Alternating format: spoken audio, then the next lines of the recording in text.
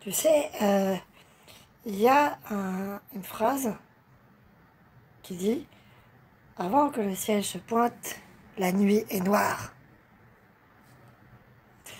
Alors oui, avant que la lumière pointe, il faut que la nuit soit noire. Par exemple, je discutais sur Trent avec des gars. Je tombais sur des gars qui discutaient avec moi. Alors, moi, je publie, et eux, ils discutaient avec moi. Le problème, c'est que c'était des fachos. Pas de bol, j'en suis pas un. Et ouais, ils sont tombés sur le mauvais gars. Et ils sont tombés sur le mauvais gars. Et il y en a un qui me dit: mais vous savez, nous, ils font pas de fascisme, mais de patriotes. Et je mets ça en image. Je fais: bah, écoute, t'as voté pour ces gens-là. Ça va calmer. Alors, peut-être que j'ai pas gagné, mais j'ai mis le doute dans sa tête. Tu vois? Et le fait d'avoir mis le doute dans sa tête, il a commencé à réfléchir et se dire: est-ce que j'ai vraiment voté pour les bonnes personnes? Tu vois? Avant que le ciel se pointe, la nuit sera noire. Peut-être. Et à côté de ça, il y a des choses très rigolotes. Par exemple, il y a ce mec de 29 ans qui va à un enterrement de vie de garçon et qui monte sur un tabouret et qui meurt. Voilà. Il passe de euh, enterrement de vie de garçon à enterrement directement. Voilà. Comme quoi, tac tac, boum boum, efficace. Tu vois? Ouh, cette histoire incroyable de Russe. Je crois qu'il n'y a qu'en Russie ou qu'en Bretagne qu'on peut les trouver.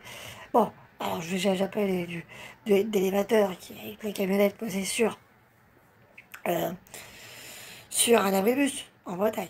Ou de ce mec en tracteur qui est revenu pour défoncer un bar. Bon, mieux. Des Russes bourrés. Des Russes bourrés, ils veulent traverser un pont pour aller se bourrer la gueule. Ce problème, c'est que ce pont est interdit aux piétons. Parce qu'il n'y a pas de voie de circulation de piétons. Alors, qu'est-ce qu'ils font? Dans une idée de génie d'alcoolique, ils créent en carton une fausse voiture et ils se mettent dedans.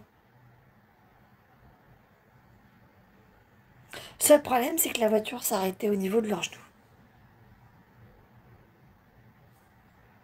Forcément, les flics ce jour-là n'étaient pas bourrés. Donc ils les ont vus. Donc ils les ont arrêtés. Voilà. Ou alors c'est trop russe qui s'est bourré la gueule et qui s'est fait virer. Je crois que c'est d'un bar, mais je suis pas sûre. Je crois que c'est une supérette. Et qui allait piquer un char T-72. Alors pourquoi un T-72? Parce qu'ils sont plus faciles à démarrer que les T-80 et T-90. Bon, pour ça. Et il y en a plus. Passage. Ça aide aussi.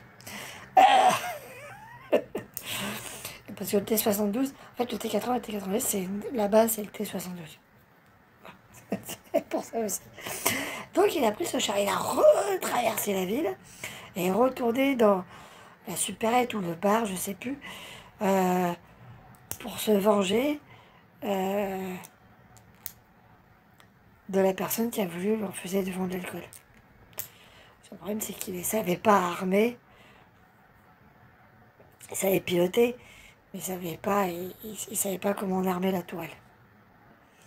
Donc il s'est fait encercler par des ladas de la police russe. Faut s'imaginer ce que c'est qu'une lada face à un char. Voilà. C'est pas très gros, c'est une Fiat. Voilà, parce que la base de la lada, c'est une Fiat. Je rappelle. Voilà. Imagine une fan Punto avec un coffre, avec une malle arrière. Faut avoir l'image. Voilà, en termes de taille. Et le niveau d'acier de la Fiat Punto. C'est-à-dire que moi, j'ai vu un gars, véridique, ouvrir une porte, il était bourré, la plier, tu vois, ouvrir la porte à l'intérieur, la replier, la remettre en glace et dire: on y va. J'ai fait: non, je vais pas y aller, je vais te laisser y aller. Véridique, le gars, il a redressé la, la, la, la, la, la,